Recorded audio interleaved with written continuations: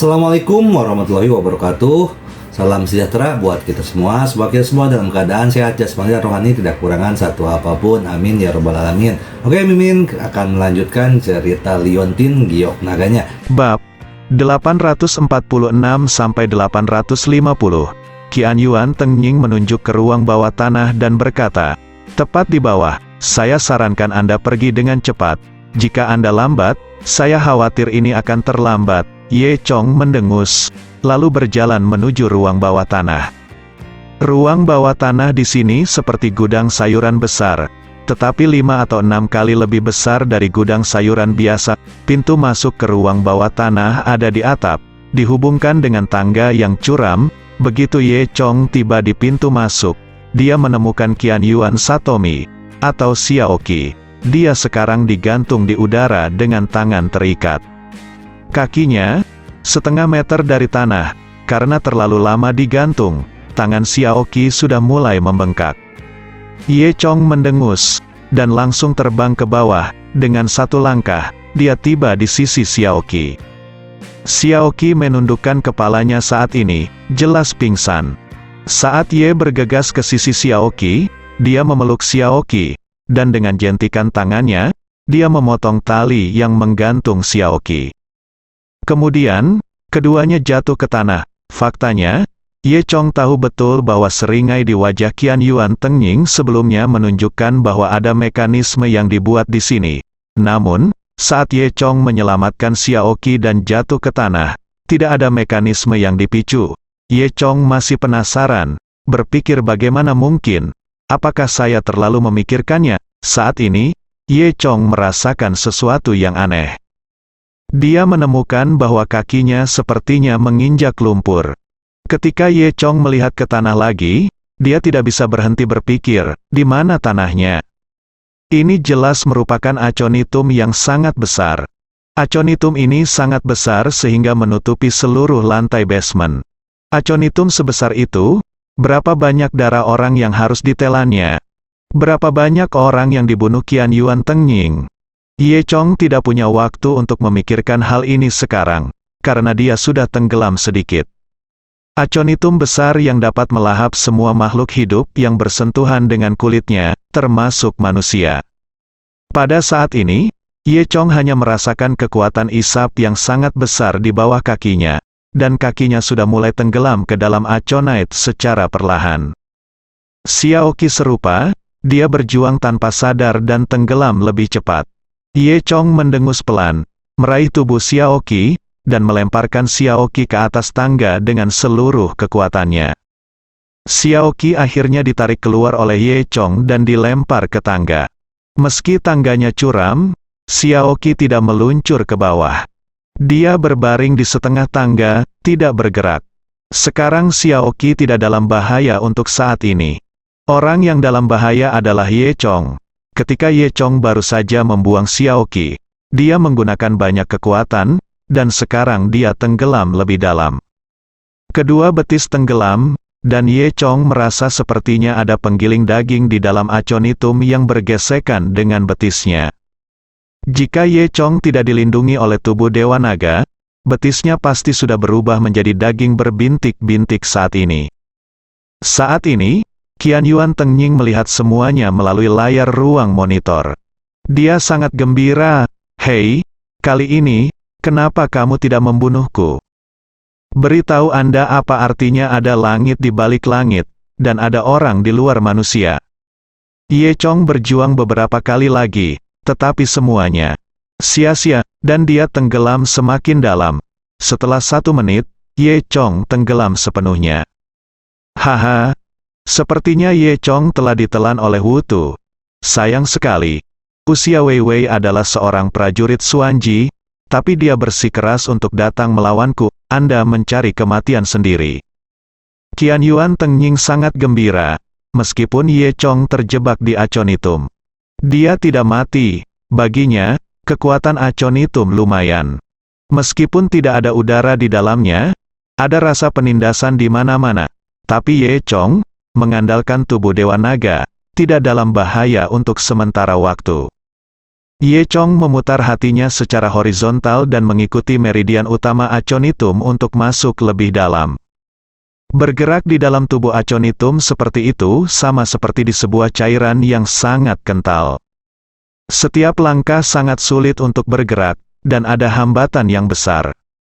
Namun, Anda masih bisa bergerak perlahan.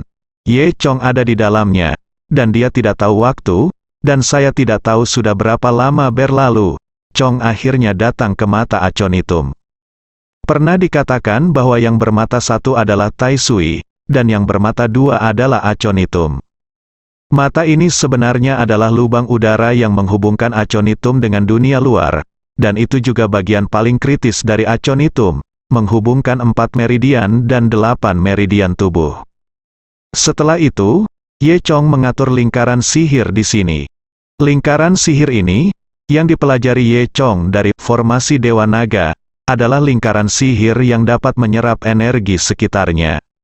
Adapun apakah itu akan berguna atau tidak hanya tidak diketahui dalam pikiran Ye Chong. Setelah itu, Ye Chong duduk bersila di lingkaran sihir, dan kemudian diam-diam mengaktifkan roh naga dan phoenix untuk mengaktifkan lingkaran sihir. Formasi ini adalah ribuan tahun kebijaksanaan kuno, yang bertepatan dengan prinsip yin yang dan 5 elemen. Selama itu adalah makhluk dalam 5 elemen yin dan yang, ia harus mengikuti prinsip lingkaran sihir. Benar saja, esensi aconitum terus memasuki tubuh Ye Chong. Aconitum ini biasanya menghisap esensi dan darah manusia, tapi kali ini akan disedot bersih oleh Ye Chong.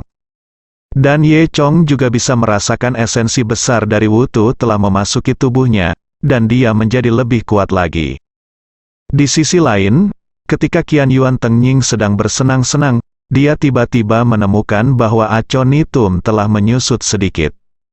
Ketika Qian Yuan Tengnying melihat aconitum menyusut, dia tahu ada sesuatu yang salah. Meskipun dia tidak tahu metode apa yang digunakan Ye Chong, tapi dia tahu bahwa Ye Chong menggunakan aconitum yang dibudidayakan dengan hati-hati sebagai stasiun pasokan gratis. Ye Chong menyerap kekuatan aconitum. Ye Chong sudah tidak bisa mengalahkan Ye Chong. Jika Ye Chong menyerap kekuatan Wutu lagi, maka Qian Yuan Tengnying tidak akan menjadi lawan Ye Chong. Bagaimanapun, Qian Yuan Tengnying berpengalaman, dan ketika dia melihat ada yang tidak beres, dia menoleh dan segera melarikan diri. Tidak sampai 20 menit setelah Qian Yuan Tengnying melarikan diri, Ye Chong membuka matanya. Saat ini, aconitum telah berubah menjadi tumpukan daging yang layu, tampak seperti mumi. Ye Chong dengan mudah menembus tubuh Wutu dan keluar dari dalam. Dengan ketukan ringan di kakinya, dia terbang ke tangga. Melihat Xiao Qi lagi, dia masih terbaring tak sadarkan diri di tangga saat ini. Ye Chong mengulurkan satu jari, dan dengan ringan mengetuk pelipis Xiao Qi, memasukkan sedikit qi murni, dan pada saat yang sama menerobos pengekangan Qian Yuan Tengnying pada Xiao Qi. Xiao Qi langsung bangun dan membuka matanya. Ketika dia mengetahui bahwa itu adalah Ye Chong, dia terkejut. "Kakak Ye Chong, kamu di sini? Apakah kamu di sini untuk menyelamatkanku?" "Oh, ayo pergi, di sini berbahaya." Ketika Xiao Qi diikat di sini, dia tidak pingsan. Meskipun Qian Yuan Tengnying menekan kekuatannya, dia masih terjaga. Jadi, dia melihat mayat yang tak terhitung jumlahnya dilemparkan ke dalam dan kemudian diserap oleh aconitum, dan aconitum itu tumbuh semakin besar. Kemudian, ketika aconitum tumbuh sampai batas tertentu, gas beracun keluar dari tubuhnya, yang menjatuhkan Xiao Qi. Ye Chong tersenyum, "Tidak apa-apa. Jebakannya telah dipatahkan olehku. Kakak Ye Chong adalah yang terbaik." Xiao Qi menjulurkan lidahnya dan berkata, "Aku benar-benar minta maaf, Kakak Ye Chong. Aku tidak menyangka Qian Yuan Tengnying ini menjadi rubah tua, dia benar-benar melihat bahwa saya palsu." Ye Chong berkata, "Selama kamu baik-baik saja." Setelah itu, keduanya berjalan keluar dari ruang bawah tanah. Ketika Ye Chong datang ke reruntuhan arena lagi, Qian Yuan Tengnying sudah menghilang. Dia melepaskan sisa 20 orang yang selamat. Kuang Batian dan Tai San datang. "Ya Tuhan, Bos Ye, jika Anda datang 1 hari kemudian, saya khawatir kita semua akan mati di sini. Ya, ini mengerikan. Mereka menyaksikan banyak orang dibunuh selama 2 hari ini, dan mereka sangat putus asa untuk sementara waktu. Nyonya Ratu, kamu baik-baik saja, itu bagus. Kata Kuang Batian. Xiaoqi mendengus, apa yang bisa saya lakukan? Tuanku, bukankah Anda mengatakan bahwa lelaki tua itu menangkap Anda beberapa hari yang lalu? Kami semua khawatir. Kata Taisan. Wajah Xiaoqi memerah dan putih. Dia menamparkan wajah Taisan dengan tamparan. Omong kosong, bisakah aku ditangkap? Aku hanya bekerja sebagai agen yang menyamar. Oh, jadi begitu, Yang Mulia Ratu Perkasa, kata Tarzan buru-buru menutupi wajahnya. Di mana Qian Yuan Tengying? Tanya Ye Chong. Orang tua itu sudah lari dari pintu, kata Kuang Batian sambil menunjuk keluar. Ye Chong mendengus, lari? Ada begitu banyak kejahatan di Tiongkok, kemana dia bisa pergi? Setelah itu, ketika Ye Chong memimpin kerumunan, Zhu Jiayin dan yang lainnya juga bergegas. Zhu Jiayin buru-buru bertanya, ada apa? Oh, bukankah kamu pacar bos kita? Taisan mengenali Zhu Jiayin. Apakah ada yang perlu ditanyakan? Tentu saja Bos Ye mengusir orang-orang jahat itu. Ye Chong berkata kepada Zhu Jiayin, jaga mereka. Aku akan mengejar Qian Yuan Tengying. Ya, Ye Chong, hati-hati, kata Zhu Jiayin. Ye Chong mengangguk. Saat dia hendak pergi, Zhu Jiayin tiba-tiba memikirkan sesuatu, dan memanggil Ye Chong. Ye Chong, ada satu hal. Kamu tidak boleh membunuh Qian Yuan Tengying. Kenapa? Ye Chong sudah berencana untuk membunuh Qian Yuan Tengying. Zhu Jiayin menjelaskan, kamu tahu, keluarga Qian Yuan sangat kuat di kerajaan Wa dan ada hubungannya dengan keluarga kerajaan. Jika kita membunuhnya dengan gegabah, aku khawatir itu akan menyebabkan lebih banyak masalah. Kamu hanya perlu menangkapnya dan menyerahkannya kepada kami. Selebihnya, kami akan meminta otoritas yang lebih tinggi untuk menanganinya. Jangan khawatir, dia akan dihukum sebagaimana mestinya. Ye Chong mengangguk. Kata-kata Zhu Jiayin tidak masuk akal. Awalnya, dia ingin membunuh Qian Yuan Tengying, tapi sekarang sepertinya lebih baik melupakannya. Hapus semua kultivasi Qian Yuan Tengying dan jadikan dia orang yang tidak berguna, dan serahkan sisanya pada Zhu Jiayin dan yang lainnya. Ye Chong memikirkan hal ini, dan mengusirnya, dan Qian Yuan Tengying telah melarikan diri lebih dari 20 menit sebelumnya, dan telah berlari sejauh 10 kilometer. Dia akan melarikan diri kembali ke pangkalan rahasia, dan kemudian meninggalkan Huaxia dengan pesawat. Selama dia bisa kembali ke kerajaan Wa, tidak peduli seberapa kuat Ye Chong, dia tidak akan takut lagi. Namun, saat hendak mendaki Gunung Tandus dan kembali ke kediamannya, tiba-tiba, seseorang muncul di depannya. Pria itu tingginya sekitar 1,8 meter, dan tampak besar dan bulat, meskipun cuacanya relatif panas. Dia masih mengenakan jas hitam dan kacamata berbingkai emas yang sangat elegan di wajahnya. Siapa berani menghalangi jalanku? Tanya Qian Yuan Tengying.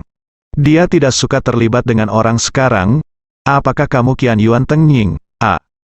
Pria itu menyesuaikan kacamatanya dan memandang Qian Yuan Tengying dan bertanya. Qian Yuan Tengying memandang pengunjung itu dengan hati-hati. Siapa kamu? Nama belakangku Kang. Pria itu berkata dengan sopan. Nama belakangnya adalah Kang. Mata Qian Yuan Teng diluruskan. Mungkinkah? Dia tiba-tiba memikirkan seseorang, dewa perang Tiongkok yang mengalahkan imam besar keluarga kerajaan Jepang, Kang Jietian, beberapa waktu lalu. Kamu? Apakah kamu Kang Jietian? Suara Qian Yuan Tengying bergetar. Pria itu melepas kacamatanya, menyekanya dengan sudut bajunya, dan berkata dengan tenang, benar, ini aku. Setelah berbicara, dia meletakkan kacamata yang sudah dilap itu di hidungnya lagi. Qian Yuan Tengying terkejut, dia tidak menyangka akan bertemu Kang Jietian di Yucheng. Bagaimana dia bisa muncul di sini? Qian Yuan Tengying tahu betapa kuatnya Kang Jietian. Untuk menghindari Kang Jietian, Qian Yuan Tengying memilih Yu Cheng, tempat dia tinggal di tempat terpencil, untuk bertarung. Tapi tanpa diduga, Kang Jietian datang ke pintu atas inisiatifnya sendiri. Dia tahu bahwa dia bukan lawan saat menghadapi Kang Jietian.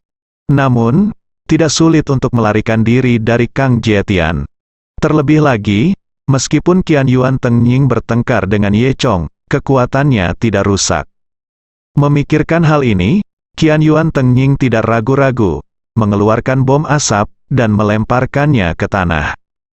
Ini adalah ninjutsu Jepang, Yan Dun.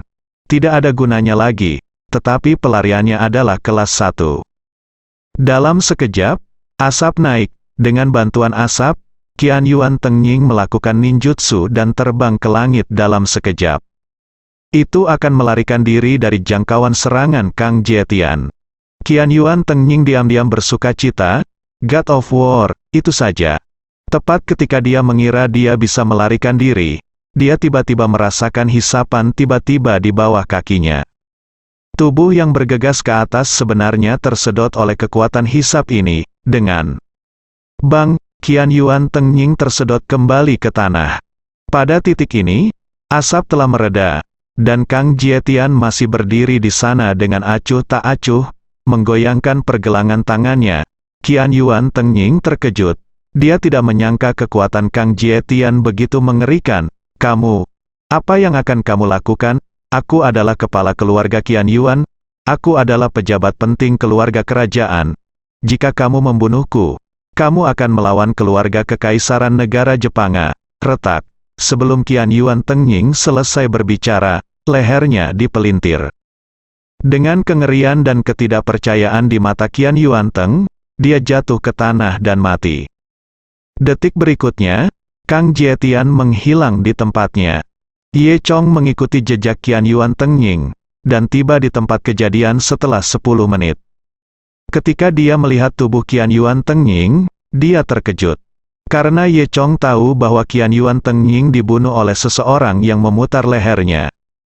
Bahkan dengan kekuatan prajurit Ye Chong Xuanji, saat bertarung melawan Qian Yuan Tengying, mustahil untuk membunuh Qian Yuan Tengying dengan gerakan yang begitu mudah.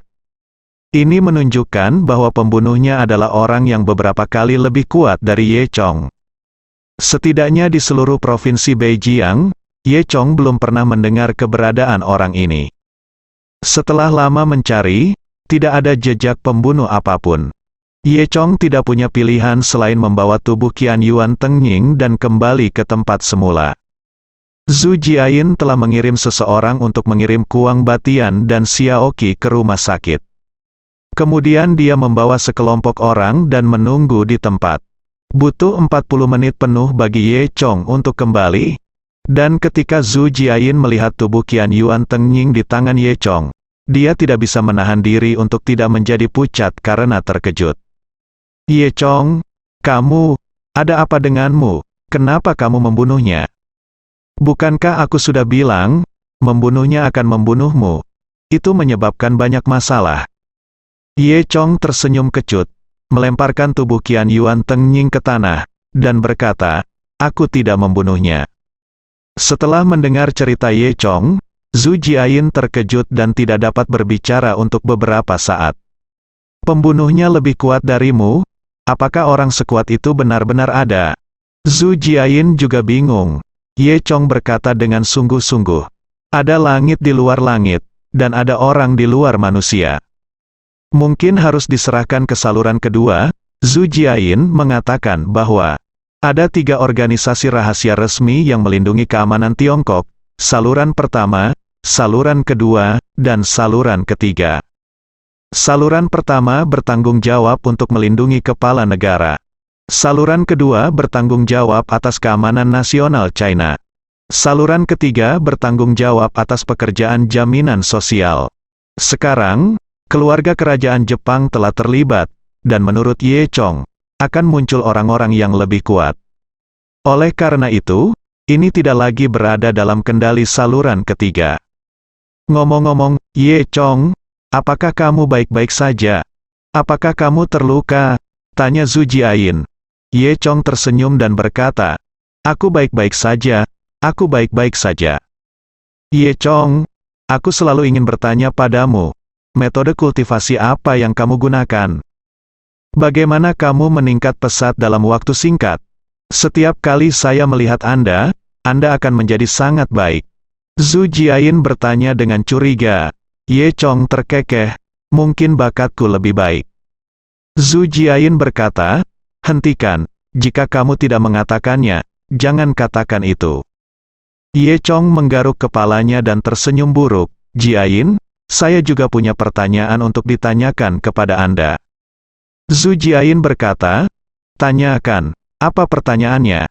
Jiayin, apakah Anda masih ingat apa yang Anda katakan?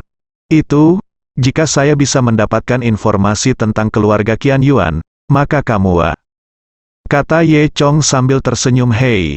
Meskipun Ye Chong berhasil sampai akhir, dia tidak dihitung telah memperoleh informasi tentang keluarga Qian Yuan. Namun, dia langsung menghancurkan semua tindakan Qian Yuan Tengying, dan pada akhirnya, Qian Yuan Tengying juga mati. Ini jauh lebih berguna daripada memperoleh informasi, dan ini dapat dianggap sebagai tugas yang berlebihan. Zhu Jiayin tersipu ketika mendengar ini, itu tidak masuk hitungan, kita berbicara tentang mendapatkan informasi, dan kamu tidak mendapatkan informasi. Jadi itu tidak dihitung, oke, Ye Chong tertawa. Kamu membuat pernyataan yang tidak masuk akal.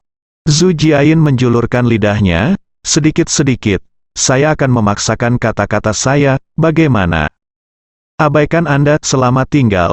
Saya harus kembali dan melaporkan masalah ini dengan cepat. Setelah Zhu Jiayin selesai berbicara, dia segera mengirim seseorang untuk membawa mayat Qian Yuan Tengying, dan pergi dari sini. Di sisi lain Sungai Wujiang, venue sudah lama berakhir, tapi semua orang masih sedikit tidak puas. Lagi pula, itu bukan sesuatu yang bisa Anda lihat setiap hari saat para pejuang bertarung seperti ini. Insiden Qian Yuan Tengying kali ini menimbulkan banyak kerugian bagi dunia persilatan di Yucheng. Banyak pemimpin sekte terbunuh, namun, dunia seni bela diri tidak menderita karenanya. Karena mereka tahu bahwa master seni bela diri muncul di Yucheng, dan itu adalah Ye Chong. Seperti kata pepatah, pahlawan keluar dari masa sulit.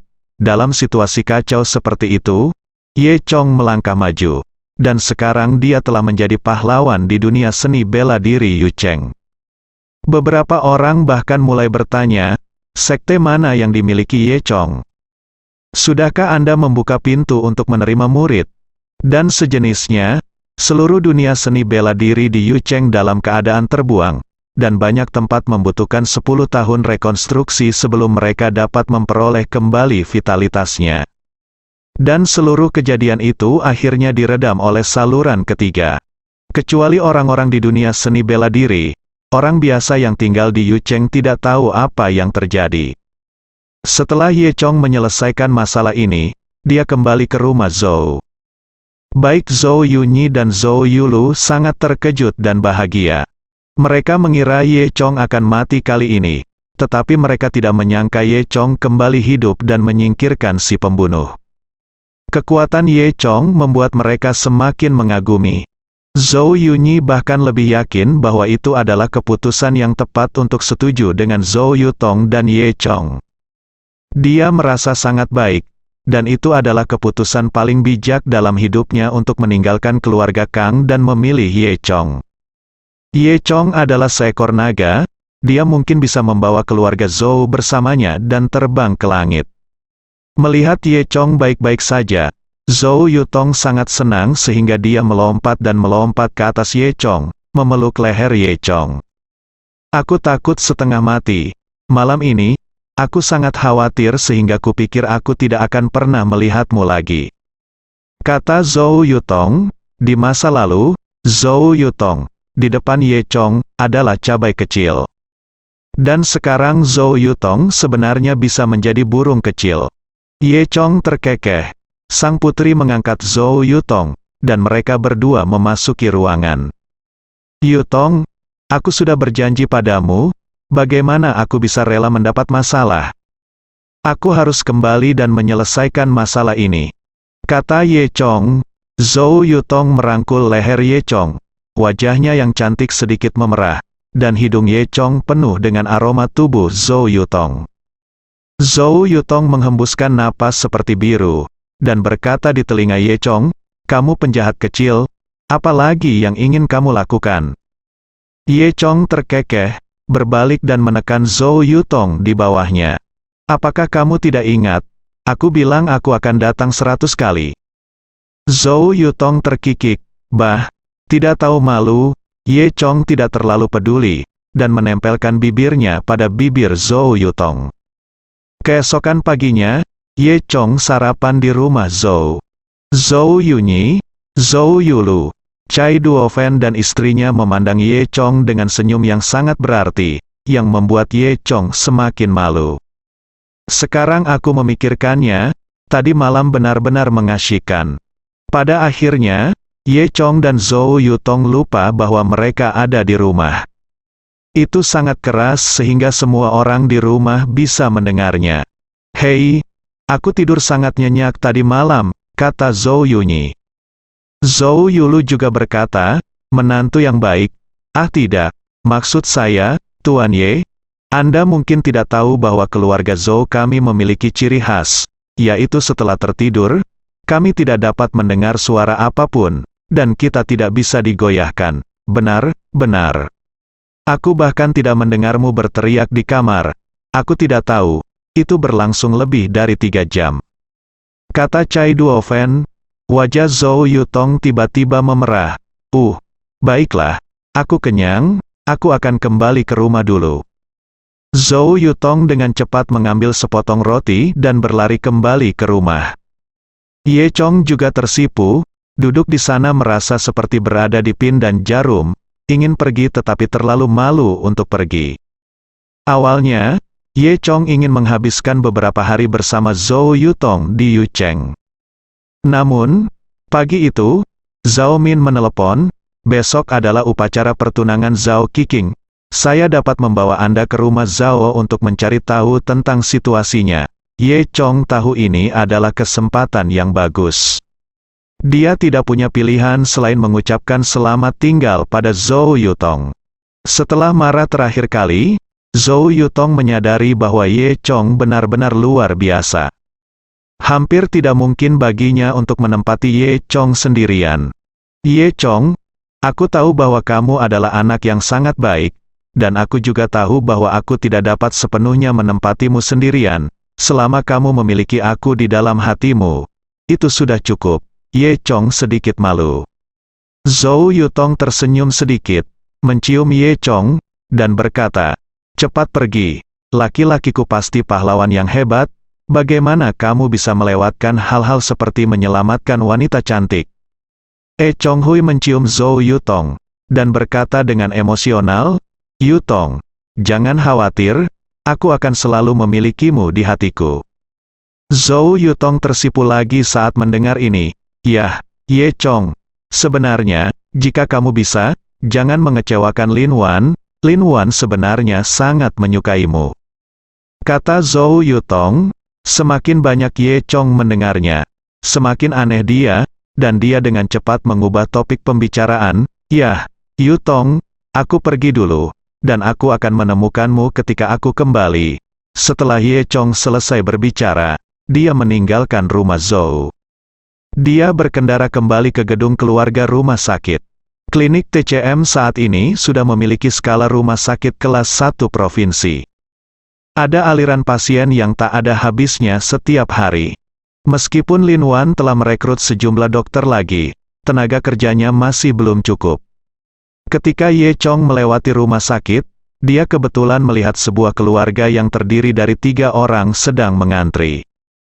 Alasan mengapa Ye Chong memperhatikan keluarga yang terdiri dari 3 orang ini adalah karena mereka berpakaian aneh.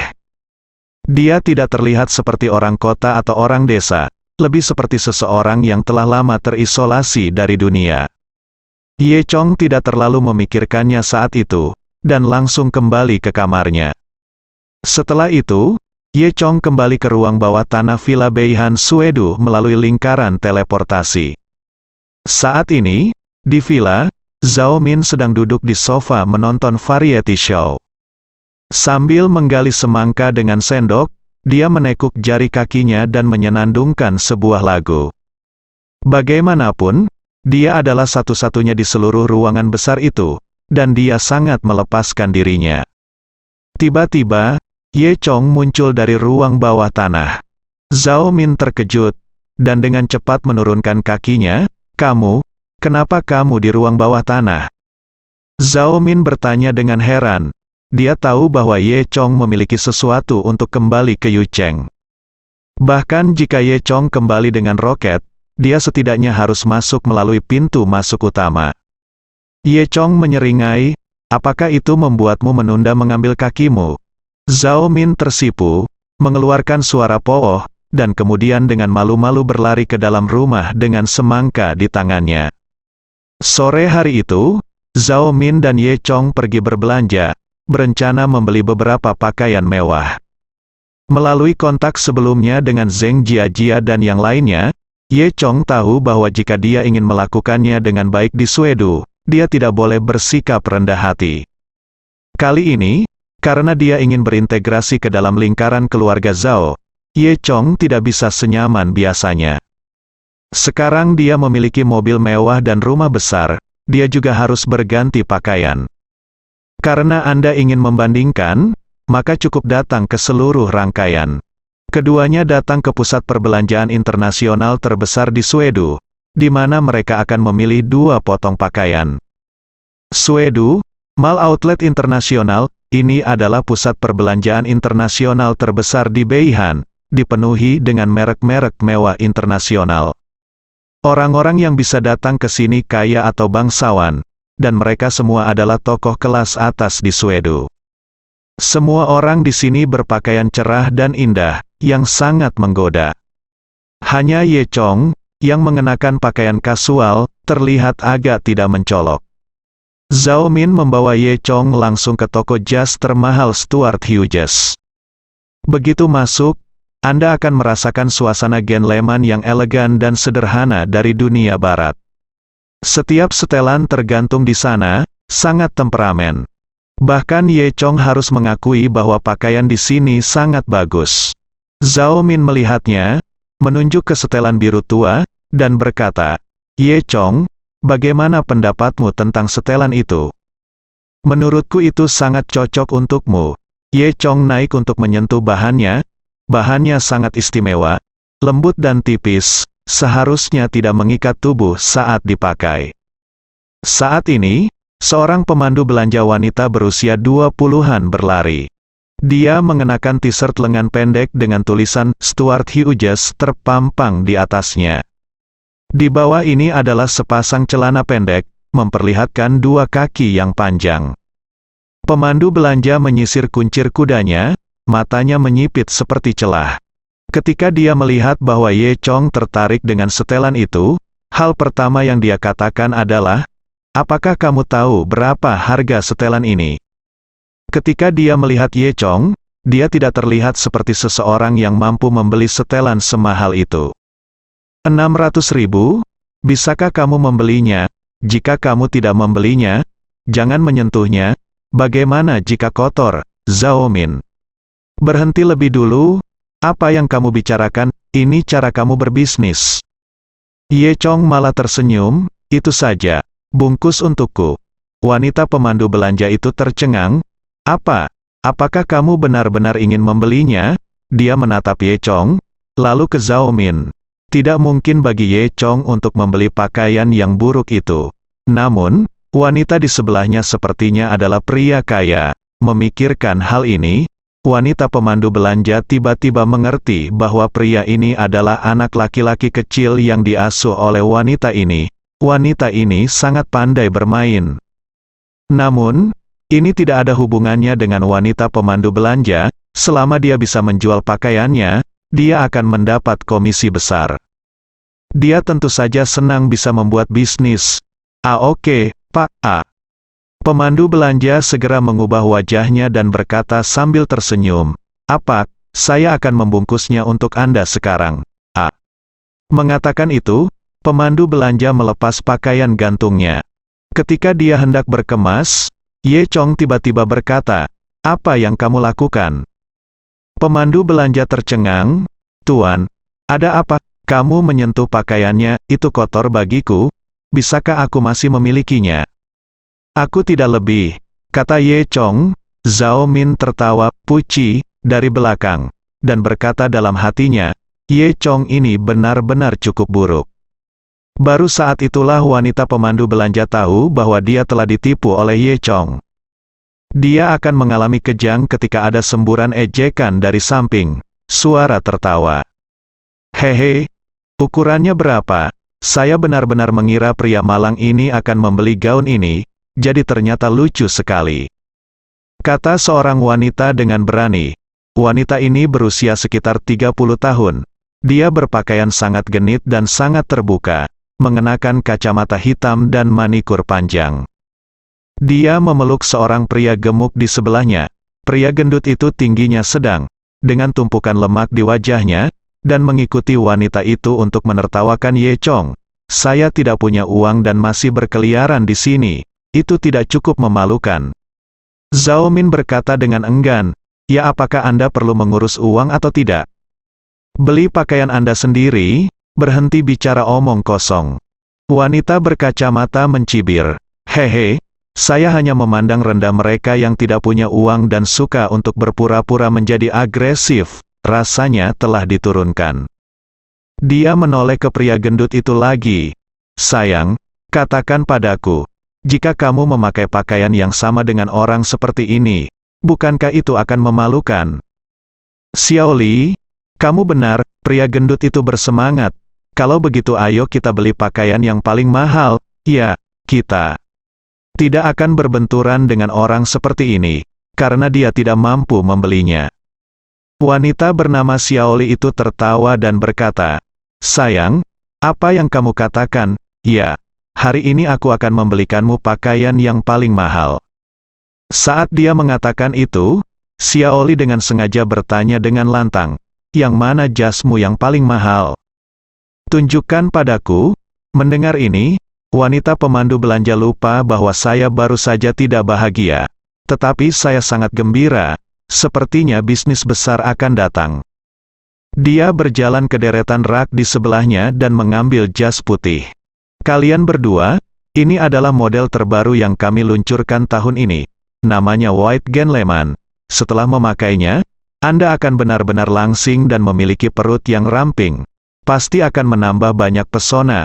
Harga jas ini sekitar 900.000. Xiao Li melihatnya dengan jijik, dan bertanya, "Apakah ada yang lebih mahal?"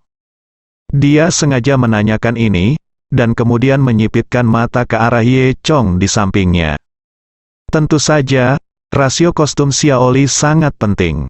Ye Chong tidak mempedulikannya, ekspresinya seperti biasa. Wanita pemandu belanja menggaruk kepalanya, sedikit malu. Ini sudah jadi produk jadi yang paling mahal. Jika lebih mahal, maka hanya ada." Dia tampak ragu untuk berbicara. Panduan belanja dengan cepat menjelaskan, Tidak, kami masih punya satu di sini, dan itu adalah custom made, mana yang paling mahal. Telah bergaul dengan kami, yang disesuaikan." Xiao Li mengangkat alisnya. Wanita pemandu belanja mengangguk, "Ya, karena ini adalah model yang dibuat khusus, mungkin tidak sesuai dengan tipe tubuh pria ini." Dia mengatakannya dengan sangat bijaksana, tetapi yang dia maksud sebenarnya adalah pria ini terlalu gemuk. Kalau begitu aku ingin melihatnya," kata Xiao Li. Oke. Tolong lewat sini." Pemandu belanja memberi isyarat mengundang, lalu membawa pria gendut dan Xiao Li ke aula samping toko. Zhao Min menarik Ye Chong dan mengikuti. Dia belum pernah melihat setelan buatan Stuart Hughes, dan dikatakan bahwa masing-masing sangat mewah. Ruangan di aula samping telah dirawat dengan suhu konstan, dan jelas ada barang berharga yang disimpan di sini.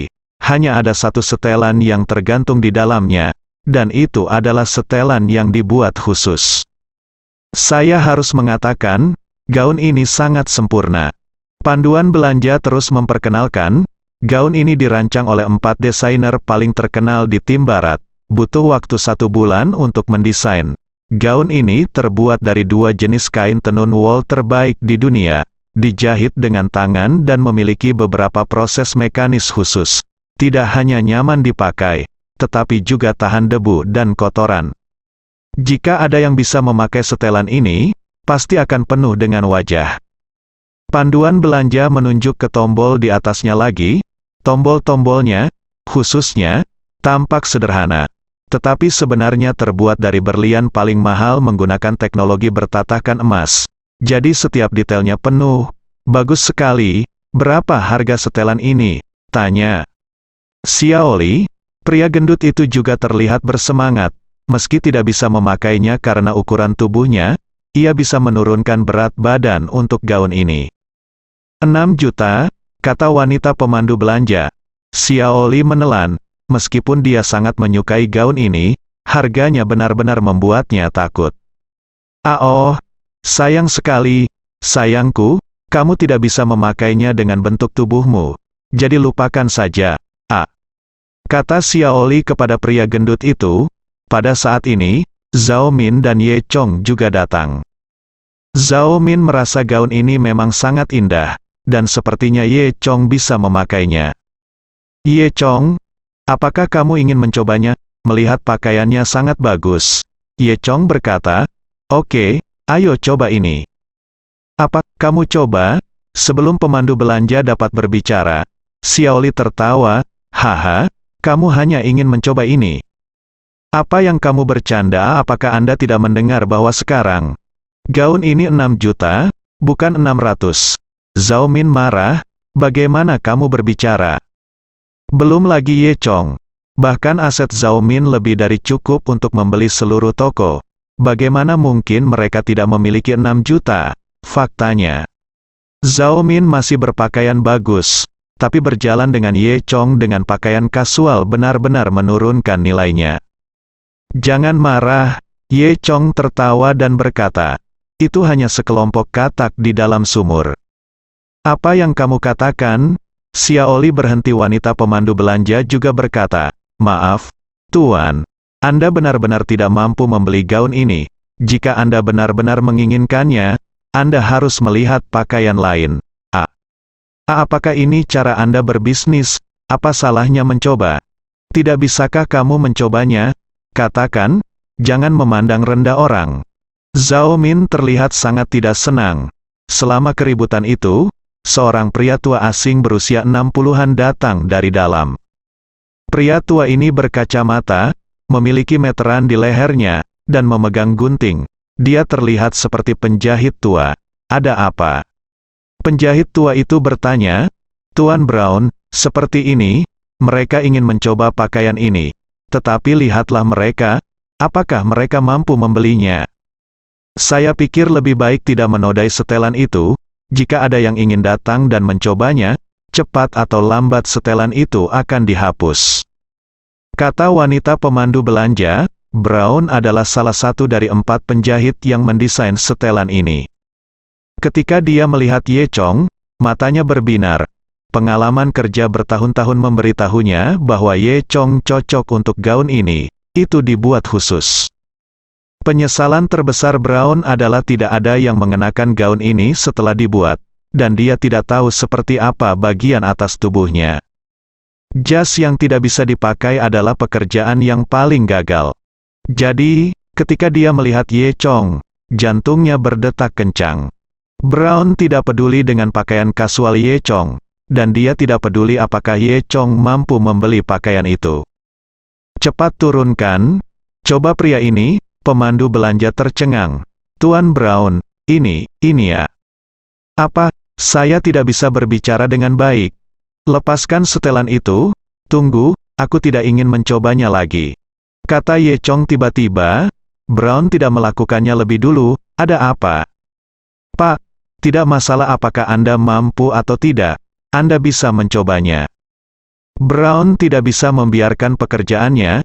Tidak ada seorang pun dalam hidup ini yang bisa memakainya. Ye Chong melihat panduan belanja dan berkata, saya pikir pakaian yang disentuhnya kotor. Panduan belanja tersipu, baru pada saat itulah Brown mengetahui bahwa kedua belah pihak pasti pernah mengalami beberapa konflik sebelumnya. Dia menatap pemandu belanja itu dengan tajam, dan kemudian melepas setelan itu sendiri. "Tuan, saya di sini untuk melayani Anda, silakan coba."